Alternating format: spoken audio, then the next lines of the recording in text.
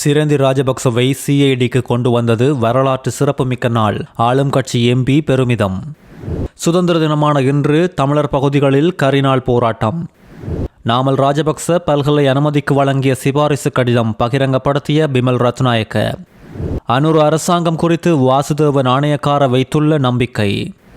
இலங்கைக்கு பெருமை சேர்த்த அழகி சபீனா ஜூசப் நாடு திரும்பியுள்ளார். தமிழ் அரசியல்வாதிகளின் நாடகம் சுதந்திர தின கரிநாள். அர்ச்சுனா எம்பி சர்ச்சைக்குரிய கருத்து. அரசை கடுமையாக கண்டித்த பேராயர் மெல்கம் ரஞ்சித்.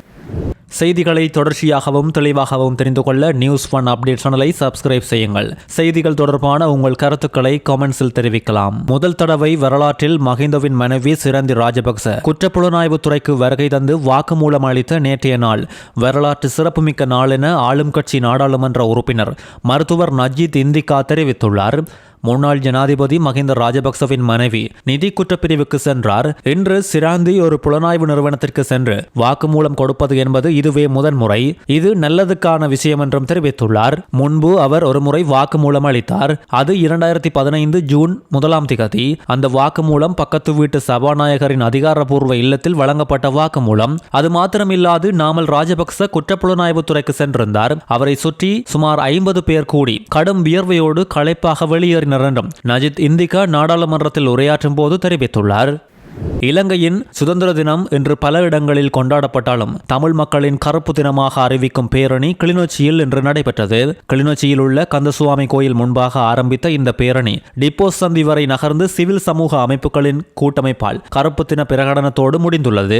அரசியல் கைதிகளை உடனடியாக விடுவிக்க வேண்டும். வலுக்கட்டாயமாக காணாமல் போனவர்களின் குடும்பங்களுக்கு நீதி வேண்டும். மனித உரிமை மீறல்கள் குறித்து சர்வதேச விசாரணை நடத்த வேண்டும் என்றவாறு பல கோரிக்கைகள் முன்வைக்கப்பட்டு வடக்கு மற்றும் கிழக்கில் தமிழர் தாயகத்தில் தொடர்ந்து ஒடுக்குமுறை நிலவுவதாக அவர்கள் விவரித்தவாறு ஆர்ப்பாட்டத்தில் ஈடுபட்டுள்ளனர். வடக்கு மற்றும் கிழக்கை சேர்ந்த சிவில் சமூக குழுக்கள், காணாமல் போனவர்களின் குடும்பங்களை பிரதிநிதித்துவப்படுத்தும் சங்கங்கள் மற்றும் பிற தமிழ் சிவில் அமைப்புகளால் இணைந்து இந்த ஆர்ப்பாட்டம் ஏற்பாடு செய்யப்பட்டுள்ளதோடு பேரணியில் நாடாளுமன்ற உறுப்பினர்களான எஸ் ஸ்ரீதரன் மற்றும் துரை ரவீந்திரன் உள்ளிட்ட பல அரசியல் பிரதிநிதிகள் கலந்து கொண்டதும் குறிப்பிடத்தக்கது.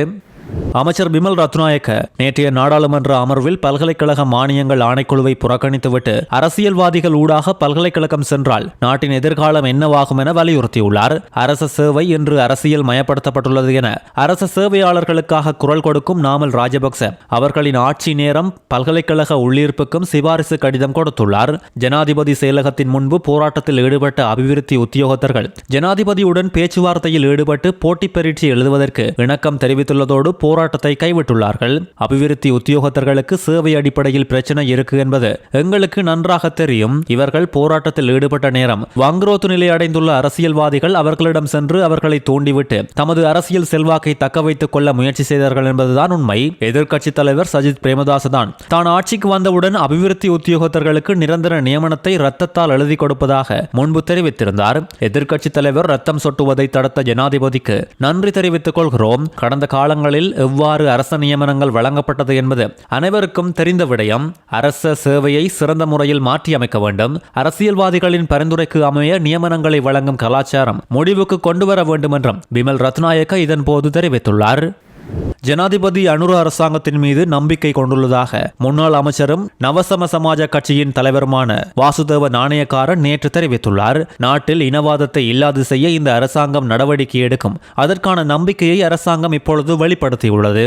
நாட்டை ஒன்றிணைக்கக்கூடிய பின்னணி அவர்களிடம் இப்பொழுது பார்க்கக்கூடியதாக உள்ளது. அந்த நோக்கத்தை அரசு வெளிப்படுத்தியுள்ளதோடு அதன்படி அவர்கள் செயற்பட்டுள்ளனர். எமது ஜனாதிபதி ஒரு சிங்களவர், ஆனால் இனவாதமாக பேசவோ செயற்படவோ மாட்டோம் என்று அவர் தெளிவாக கூறியுள்ளது நல்ல விடயம். இப்போது அவரது பேச்சை நடைமுறைப்படுத்துவதற்கான வாய்ப்பு கிடைத்துள்ளதோடு இதை எதிர்க்கும் குழுக்களும் உள்ளதால் இந்த பிரச்சனையை எந்த அளவுக்கு குழப்புவார்கள் அல்லது எந்த அளவுக்கு நடைமுறைப்படுத்த அனுமதிப்பார்கள் என எனக்கு தெரியவில்லை என்றும் தெரிவித்துள்ளார்.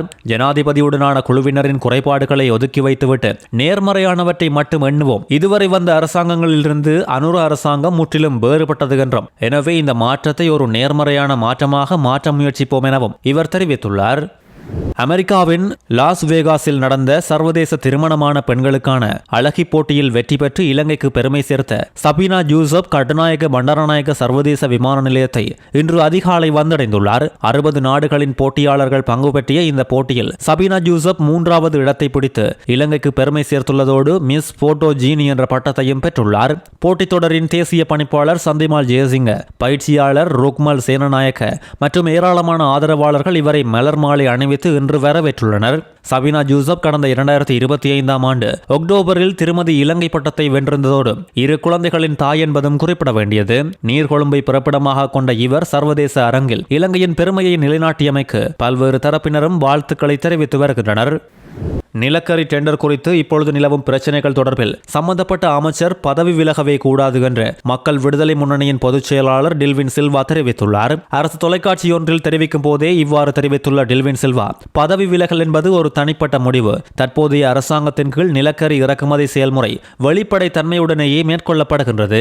கடந்த அரசாங்கத்தின் ஆட்சியில் எரிசக்தி அமைச்சர் பதவியை வகித்தவர்களும் ஏனையவர்களும் சேர்ந்து துபாயில் ஒரு நிலக்கரி நிறுவனத்தை அமைத்து அந்த நிறுவனத்தின் மூலம் முறையான கொள்முதல் செயல்முறை இல்லாது நிலக்கரியை இறக்குமதி செய்து லாபம் ஈட்டினார்கள்.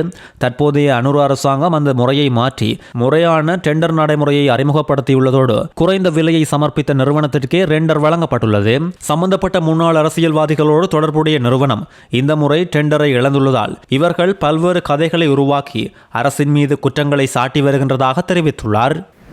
மக்களை எப்போதும் கஜேந்திரகுமார் பொன்னம்பலம் போன்ற தமிழ் அரசியல்வாதிகள் ஏமாற்றும் வேலையை பார்த்து வருவதாக நாடாளுமன்றத்தில் அரசியலமைப்பு சட்டத்துக்கு விரோதமாக நடக்க மாட்டேன் எனவும் சத்திய பிரமாணம் செய்துவிட்டு சுதந்திர தினத்தை எப்படி கரிநாளாக இவர்கள் கருத முடியும் என நாடாளுமன்ற உறுப்பினர் அர்ச்சுனா ராமநாதன் கேள்வி எழுப்பியுள்ளார். நாடாளுமன்ற உறுப்பினருக்கான அனைத்து சலுகைகளையும் வாங்கிக் கொண்டு எவ்வாறு அரசியலமைப்புக்கு விரோதமாக இவரால் செயற்பட முடியும் என இவர் கேள்வி எழுப்பியுள்ளார். மக்களை ஏமாற்றும் செயற்பாடுகள் தான் இவை என்றும் கஜேந்திரகுமார் பொன்னம்பலத்தின் பரம்பரையினர் அரசியல் செய்தவர்கள், அதன் மூலமே இவரும் அரசியல் செய்கிறார். அவரின் சொத்துக்கள் அனைத்தும் கொழும்பில் வைத்துக் கொண்டு வடக்கில் எப்படி இவருக்கு அரசியல் செய்ய முடியும்? தையிட்டி விகாரையை உடைக்க சொல்லி ஞாயிற்றுக்கிழமை கஜேந்திரகுமார் பொன்னம்பலம் போராட்டம் செய்கிறார். எப்படி விகாரையை உடைப்பது சொல்லுங்கள் என்றும் கேள்வி எழுப்பியுள்ளார். விகாரையை கட்டும்போது அன்று உதவி செய்தவர்களே இன்று உடைக்கவும் சொல்கின்றனர். இதெல்லாம் மக்களை ஏமாற்றும் வேலையாகும் என்றும் இவ்வாறான தமிழ் அரசியல்வாதிகள் இருக்கும் வரை இனப்பிரச்சினைக்கு தீர்வு கிடையாது என்றும் அர்ச்சுனா ராமநாதன் தெரிவித்துள்ளார். மத தலைவர்களை அரசின் சில அமைச்சர்கள் அவமதிப்பதை தான் வன்மையாக கண்டிப்பதாக பேராயர் மெல்கம் ரஞ்சித் தெரிவித்துள்ளார். பொருளையில் உள்ள தேவாலயத்தில் 78வது சுதந்திர தின கிறிஸ்தவ தேவ ஆராதனை நடைபெற்ற போது நிகழ்வில் கலந்து கொண்டு இவர் இதனை தெரிவித்துள்ளார். பௌத்த தர்மத்தை கொண்டு எமது நாட்டின் உள்ளார்ந்த சிந்தனை கட்டமைக்கப்பட்டுள்ளது. அதனோடு இணைந்த சிந்தனைக்கு முக்கியத்துவம் வழங்கப்பட்டுள்ளது. நாட்டின் ஒழுக்க விழுமியங்களும் பௌத்த தர்மத்தை கொண்டு பிணைக்கப்பட்டுள்ளது. தான் விரும்பிய மதத்தை பின்பற்றுவதற்கு அனைவருக்கும் நாட்டில் உரிமை இருக்கின்றது. ஆனால் அந்த மதங்களில் நீண்ட காலமாக பௌத்த தர்மம் முதன்மையாக கொண்டு கட்டமைக்கப்பட்டுள்ளது. இதனால் நாட்டின் தலைவர்கள் அந்த கொள்கைக்கு மதிப்பளிக்க வேண்டும். இப்படி இல்லாமல் அதற்கு மாற்றாக செயற்பட்டு நாட்டில் அபிவிருத்தியை ஏற்படுத்த நினைப்பது சிறந்த நடைமுறையாகாது என இவர் தெரிவித்துள்ளார். இந்த ஆண்டில் கௌபே செயலியூடாக 46,635 சாரதிகள் போக்குவரத்து அபராதங்களை செலுத்தியுள்ளதாக போலீஸ் ஊடகப் பிரிவு தெரிவித்துள்ளது. ஜனவரி 1 முதல் ஜனவரி 24 வரை மாத்திரம் 11,715 சாரதிகள் இந்த செயலியை பயன்படுத்தியுள்ளதாகவும் இந்த கொடுப்பனவு முறையில் அதிவேக நெடுஞ்சாலை போக்குவரத்து பிரிவினாலேயே அதிகளவிலான அபராத பணம் அறவிடப்பட்டுள்ளதாக போலீஸ் பிரிவு சுட்டிக்காட்டியுள்ளது.